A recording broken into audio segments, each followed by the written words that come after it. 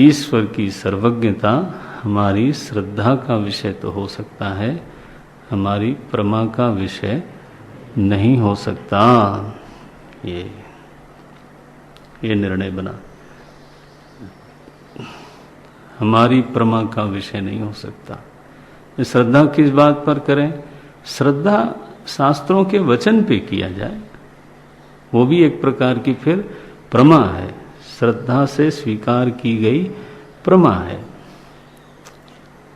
सर्वज्ञाकारित वृत्ति तो नहीं बनी, लेकिन कोई सर्वज्ञ है यह स्वीकार कराने की सामर्थ्य श्रद्धा में है।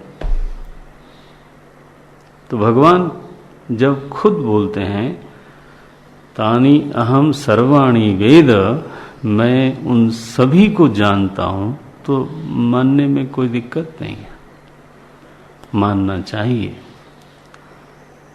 अनुमान कैसे करेंगे? अनुमान इतना कर सकते हैं कि जब सभी के कर्मों का फल न्यायपूर्वक मिल रहा है, तो जो फल देने वाला है वो कर्मों का भी ज्ञाता है, कर्म किस देश में किस काल में किए गए हैं, किस मनोभाव से किए गए हैं उसको भी जानता है। उस देश काल और मनोभाव में तद विशेष कर्म करने का ये फल होता है, यह भी जानता है। और अगर नहीं जानता तो न्यायपूर्वक फल नहीं दे सकता। न्याय सदा ज्ञान की अपेक्षा रखता है और पूरे ज्ञान की अपेक्षा रखता है। कोई भी नासमझ, कोई भी अज्ञानी सचमुच में न्याय कर नहीं सकता।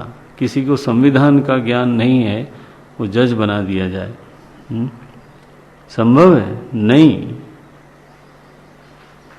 जब भी किसी से न्याय की अपेक्षा की जाती है तो ये आशा करनी चाहिए कि उसको सब पता है, मेरी स्थिति पता है, दूसरे की स्थिति पता है, और वादी प्रतिवादी की स्थिति के अनुसार क्या होना चाहिए इस बात का भी उसको पता है।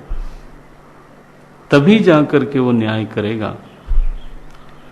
तो अगर कर्मों के अनुसार सभी को सही सही उचित न्यायपूर्वक फल मिल रहा है, यह इस बात का प्रमाण है, ध्यान रखना, यह इस बात का प्रमाण बनता है कि जो फलदाता है उसको सब पता है।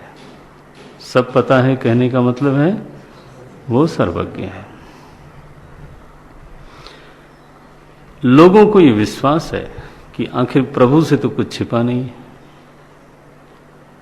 लोग ऐसा बिना जाने भी बोलते हैं, केवल श्रद्धा से ही बोलते हैं कि चलो हम जज को धोखा दे सकते हैं, बड़ा वकील कर सकते हैं, लेकिन जो असली न्यायालय है, लोग ऐसा बोलते हैं, जो असली न्यायालय है वहां तो आप किसी को धोखा नहीं दे सकते। क्यों नहीं दे सकते? वो तो सब जानता ही है। तुम कैसे जानते हो कि वो जानता है?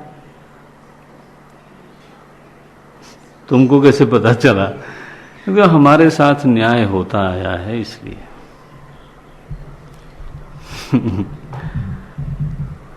व्याप्ति क्या है? जहां न्याय है वहां ज्ञान होना चाहिए, ये व्याप्ति है। यत्र यत्र न्यायः तत्र तत्र ज्ञानम तो विद्यते एव।